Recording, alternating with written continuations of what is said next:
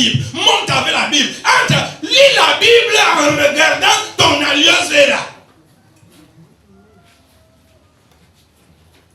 Est-ce que le fait de lire la Bible t'empêche de boire l'alliance vera? Jésus a utilisé la boue pour soigner les gens. Non, vous savez que ces choses-là, ce sont des choses païennes. Quand tu as donné ta vie à Jésus, vous allez mourir.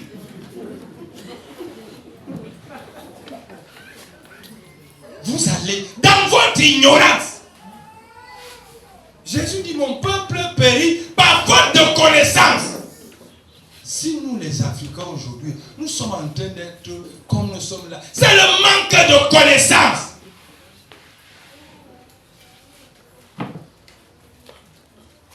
Ah non, les gens qui vont prier sur les tombes, vraiment, c'est satanique, c'est diable. Alors que Jésus, lui, prie avec Moïse, Élie, et ils apparaissent.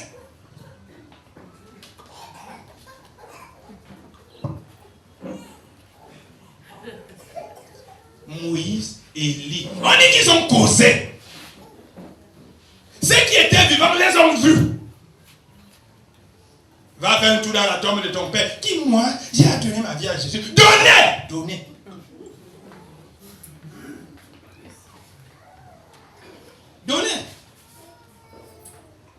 Moi, je ne sais pas si elle a donné. Mais de temps en temps, elle fait les tours sur la tombe de mon père. Pas même m'asseoir. Donnez. N'oubliez pas, ce qui a fait votre force hier. Parce que quand vous allez vous dénaturer, pour prendre la nature de l'autre, vous ne serez plus, vous ne serez rien. C'est-à-dire, on vient chez toi pour reconnaître si c'est toi, on ne te reconnaît pas. On va même chez les autres, tu n'es pas là. Tu es nulle part. Vous voyez le papa qui reste sorcier jusqu'à la fin de sa vie. On n'a toujours pas de lui. Dès qu'il arrive, comme il est resté avec son identité remarquable, son sorcellerie, dès qu'il arrive, tout le monde fuit. Mais toi qui es nulle part, qui va te fuir? Chacun doit rester avec son identité. J'ai dit, nous pouvons ajouter pour l'autre, sans nous dénaturer.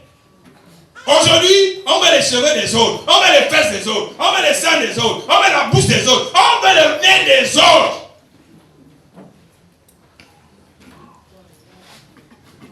Moi, je ne parle plus des têtes. Je ne parle pas des ongles. Je ne parle pas des cils. On met tout pour l'autre. Parce que pour nous, c'est bête. C'est. Je ne refuse pas. S'il faut les cils des autres, il faut la bouche de... Parce qu'aujourd'hui, on dessine même ses lèvres. Si Dieu t'a donné des grosses lèvres, des grosses de sens.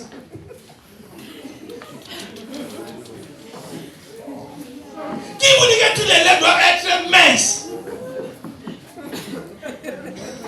Non, c'est comme ça que mes lèvres sont un peu grosses. Je vais diminuer.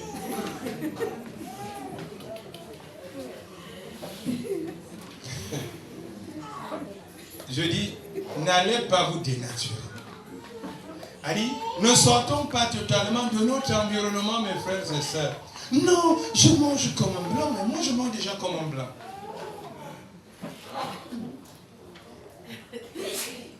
Pardon. Remangeons comme des noirs. Et ajoutons un peu pour les blancs. Remangeons.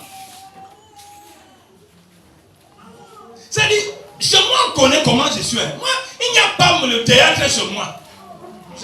Peut-être c'est le fait de changer la façon de manger qui peut aussi faire en sorte que Dieu, lui, ne se manifeste plus en toi. Est-ce que nous comprenons le sens de ce que je suis en train de dire? Le jour que tu te dénatures, ça peut faire aussi que Dieu n'arrive plus. Parce que quand Dieu était arrivé, il t'avait trouvé d'une certaine manière. Et Dieu bénissait le peuple africain, il nous bénissait. Mais regardez tous les problèmes que nous avons aujourd'hui. Peut-être c'est le fait que nous avons un peu changé. Et c'est les pleurs du mollet. Parce qu'aujourd'hui, tout le monde venir. Tout le monde veut changer et que son environnement soit comme... Pourquoi à l'époque on avait, on va dire non, nous sommes dans le modernisme, on buvait son eau glacée à l'époque. Mais c'était dans certains petits bidons là. Les Canaries, c'était trop, a dit, une eau fraîche. Et il n'y avait pas certaines maladies comme aujourd'hui. Mais comme alors, on dit que non, c'est une époque révolue, on ne devrait plus. Tout le monde doit avoir des congélateurs à 600 000. C'est-à-dire, nous acceptons nous-mêmes notre mort. Et nous sommes contents. Nous sommes contents d'avoir les fours micro-ondes où nous allons mettre les ondes négatives qui vont mettre les ondes négatives dans notre ventre. Et quand tu arrives, moi j'ai des fours micro-ondes.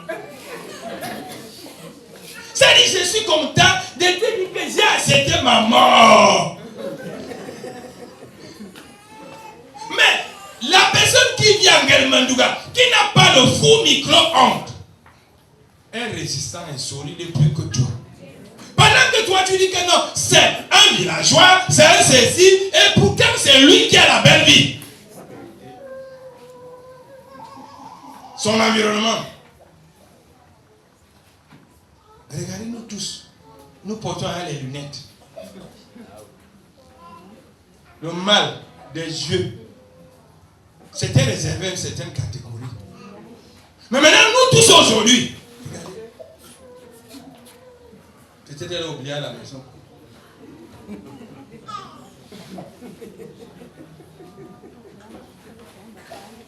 Dans le sac. Pourquoi? Parce que si nous regardons, c'est notre environnement. L'environnement que nous avons provoque ces choses. Quand hier n'avait pas cet environnement, il était difficile de voir, d'avoir un certain nombre de personnes, comme c'est le cas aujourd'hui, qui ont les problèmes de vue. Un enfant de 5 ans, de 10 ans, de 15 ans, allez, les problèmes de vue. Est-ce que ce n'est pas l'environnement? Quand je dis l'environnement, il y a les tablettes, il y a les téléphones, il y a les ordinateurs, il y a. Tu finis avec l'ordinateur, tu entres dans la tablette, tu finis avec la tablette, tu entres dans le téléphone, tu prends iPhone, tu prends Poupophone, tu prends tous ces ondes. Et à la fin, je ne suis qu'un parleur. Vous n'êtes pas obligé d'écouter ce que je dis. Mais je parle seulement. Vous pouvez me jeter en brousse, mais ne jetez pas ce que je vous dis. Regardez quand le goudron n'est pas encore passé dans ton village, il y a la paix. Dès que le goudron passe, le mètre carré suit, le village est fini.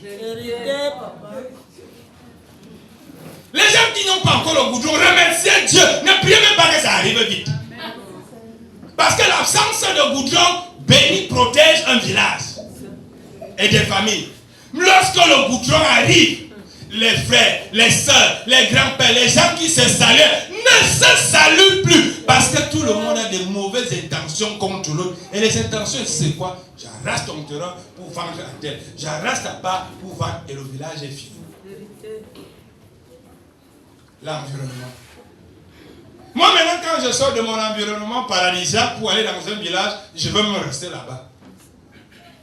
Parce qu'à chaque fois que je peux rentrer dans mon village, je ne peux pas faire 2 jours sans entendre, sans voir les caméramans passer. Les caméramans, ils sont les topographes, les géomètres, les ceci, et ils défilent avec ça sur la tête. Et c'est comme ça que les gens s'engueulent en matin, ils me disent non, ce n'est pas ton terrain, non, c'est mon terrain.